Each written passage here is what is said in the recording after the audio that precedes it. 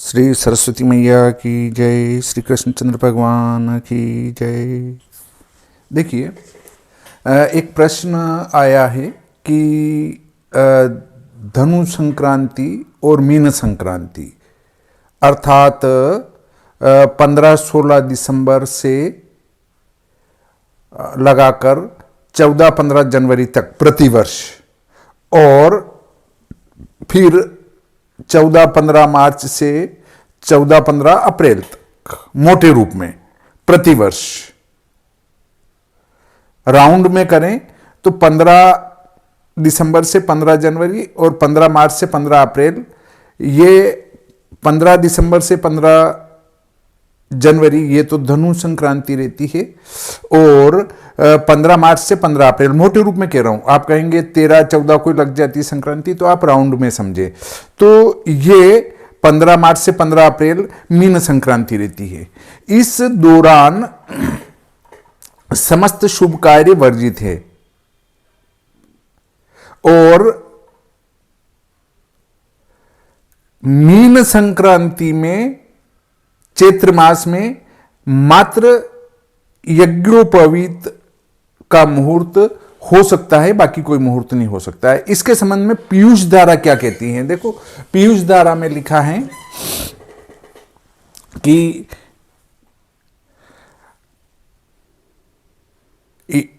गुरु क्षेत्रगतो भानोर भानु क्षेत्रगतो गुरुः गुर्वादित्य स विज्ञयो गरित सर्वकर्मसु इति तद विचारित रमणीयम तथा ही गुरुक्षेत्रे धनुर्मीनो तत्र भानुः सूर्यो गुर्वादित्यस्तदसत धनुरार्कस्य दक्षिणायनत्वादेव निषेध सिद्धे मीनार्कस्य तु यज्ञोपवीत व्यतिरिक्त कार्यमात्र निषेध सिद्धे तथा भानुक्षेत्रम सिंहस्तत्र गतो गुर्वादित्य इति चेन्न। देखिए, इसके संबंध में पीयूष धारा स्पष्ट कहती है कि गुरु यदि सूर्य के घर में हो अर्थात सिंह में हो, या सूर्य यदि गुरु के घर में हो अर्थात धनु और मीन में हो, तो समस्त शुभ कार्य वर्जित हैं। परंतु मीन संक्रांति में हम यज्ञोपवीत का कार्य कर सकते हैं, अर्थात धनु संक्रांति और मीन संक्रांति में किसी भी प्रकार का कोई शुभ कार्य नहीं किया जा सकता। ये दक्षिण भारत का एक प्रश्न था कि क्या धनु संक्रांति और मीन संक्रांति में शुभ कार्य वर्जित हैं, इसका कोई प्रमाण है क्या? तो ये स्पष्ट प्रमाण है। देखिए, एक जगह ये लिखा हुआ पाया गया है कि कोई भी ग्रह उससे उसके घर में जो बैठा है ग्रह उसके अनुसार फल करता है। जैसे गुरु की राशि धनु और मीन है, अगर इसमें सूर्य है तो वो सूर्य के प्रभाव को लेकर गुरु काम करेगा। सूर्य पृथकता जनक ग्रह है, तो वो पृथकता जनकत्व का प्रभाव उसके अंदर आ जाएगा, इसलिए भी ये वर्जित है। परंतु ये पूर्णतया सत्य नहीं है। क्यों नहीं है?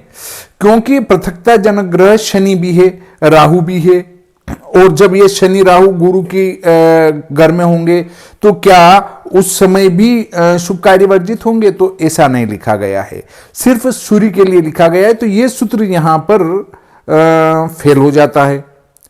तो हम इसमें एक बात और आपको बताता हूं कि जब गुरु देवता राजा सूर्य के घर में जाते हैं अर्थात सिंह राशि में जाते हैं, तो चूंकि गुरु और राजा दोनों एक साथ हैं, एक घर में, उनके घर में मेहमान है वो, तो ऐसी स्थिति में राजा को सिर्फ गुरु का ध्यान और गुरु को सिर्फ राजा का ध्यान रहता है, और वो आपसी सलाह में रह सकते हैं।